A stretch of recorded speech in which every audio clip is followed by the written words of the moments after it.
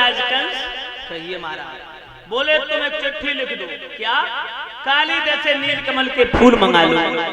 परीक्षित जी कंस कहने लगा फूल मंगाने के क्या मतलब क्या है? फूल मंगाने से समस्या समाधान हो जाएगी? फूल मंगाने का क्या कारण? नारद कहने लगे काली देह में कालिया नाग रहता है। कौन ग्वाल बाल की मां ने दूध पिलाया जो जाकर के कालिया नाग से टक्कर ले? अगर कृष्ण बलराम फूल तोड़ने जाएंगे तो कालिया नाग डस लेगा, दोनों मारे जाएंगे। अगर फूल समय अनुसार तुम्हारी कचेरी में हाजिर न किए जाएं तो ये राज नियम उल्लंघन हो जाएगा, राजा की आज्ञा का उल्लंघन हो जाएगा। आप इस उल्लंघन के तहत कानूनी कार्रवाई कर देना और समस्त ग्वाल बालों को जेल में डाल दो। और सवेरे उठो, कुल्ला दातून करो, एक ग्वाला को निकारो, वो कलेऊ करो। कैसी रही महाराज? बहुत अच्छी रही। कंस कहने लगा बाबा जी तुमने बात तो बहुत अच्छी बताई, तुम तो मेरे शुभ चिंतक बन गए। हे मेरे प्राणदाता, आप तो मेरे जीवन को बचा सकते हो, मैंने समझ लिया। अब मेरा कांटा हमेशा हमेशा के लिए निकल जाएगा, अब मैं अमर हो जाऊंगा। परीक्षित जी कंस प्रसन्न हुआ, देवर्षि नारद के चरणों पे लिपट गया, कहने लगा बाबा जी आज तुमने मेरी जिंदगी बचा ली। तुमने ऐसा उपाय बताया कि ना सांप मर जाएगा लेकिन लाठी नहीं टूटेगी, वो आरोप भी नहीं आएगा कि कंस ने मरवा दिया। परीक्षित जी उसी समय कंस ने तत्काल एक चिट्ठी लिखी। क्या लिखा देवियों? गोकुल के मसीहा बाबा नंद अत्र कुशलम तत्राष्ट्र अपरम समाचार ये है कि कल 12 बजे तक हमारी कचहरी में 2 छवनिया नील कमल के पुष्प हाजिर किए जाएं। अगर फूल हाजिर न किए गए कल 12 बजे तक तो तुम्हें, तुम्हारी औरतों को, तुम्हारे बच्चों को, सारे वृंदावन वासियों को जेल में डाल दूंगा। परीक्षित जी हस्ताक्षर कर दिए, उसने चिट्ठी भेज दी। चिट्ठी जैसी बाबा नंद यशोदा को मिली, जो बाबा नंद परीक्षित जी गौओं का बंधन कर रहे थे खरक में, बहुत सज्जन प्रकार के व्यक्ति थे, बहुत भोले थे। परीक्षित जी खरक में गौओं का बंधन कर रहे थे और जो बाबा नंद ने वो चिट्ठी पढ़ी, चिट्ठी पढ़ते ही पढ़ते परीक्षित जी बाबा नंद बुरी तरीके से रोने लगे। यशोदा दौड़ के आई, बोली क्या बात है, बात बताओ पिया, क्या बात हो गई,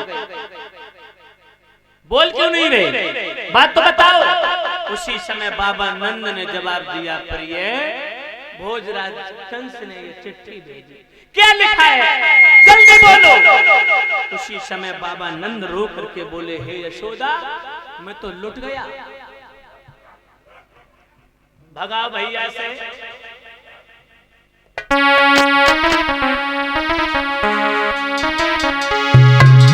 मैया यशोदा को समझा करके बोले, हे बाबा नंद आरे रोई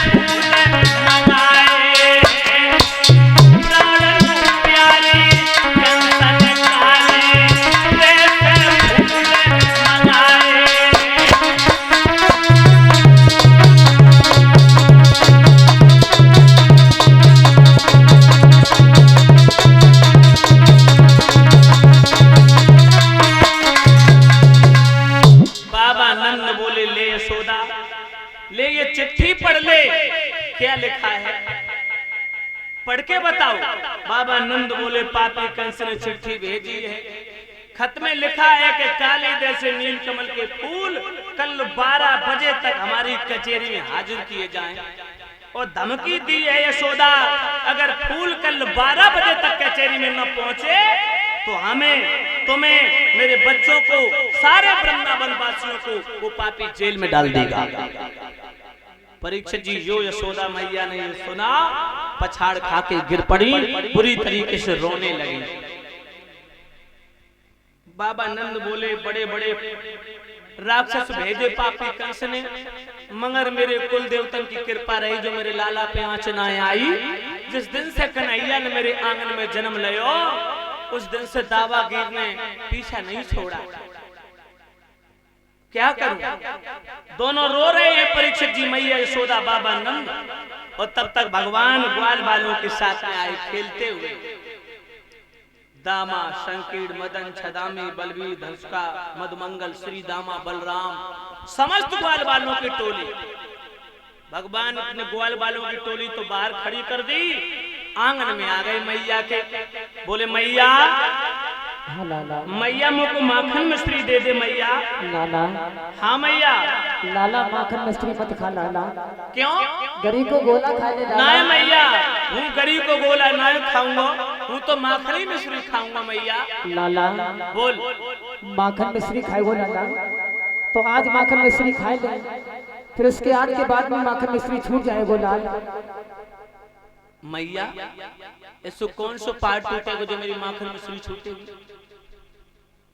भगवान कन्हैया चीख पड़े, माँ तू रो क्यों रही है? मैया, कौन है वो कमीन की औलाद जो मेरी बूढ़ी माँ की आंखों में आंसू निकल पाए, मेरी बूढ़ी माँ की आत्मा को रुलाया? शायद है तू नहीं जानती है माँ कि तेरे कन्हैया, मेरे बलराम भैया में कितनी ताकत है। किसी ने आंख निकाल के बात की, उसकी दोनों आंखें निकलवा लूंगा। किसी ने उंगली उठाई और दोनों भुजाएं खींच लूंगा। जबान चलाई और जिह्वा खींच लूंगा। उस नाम बता उस पापी का, कौन है वो कमीन की औलाद? बोले भगवान, मैया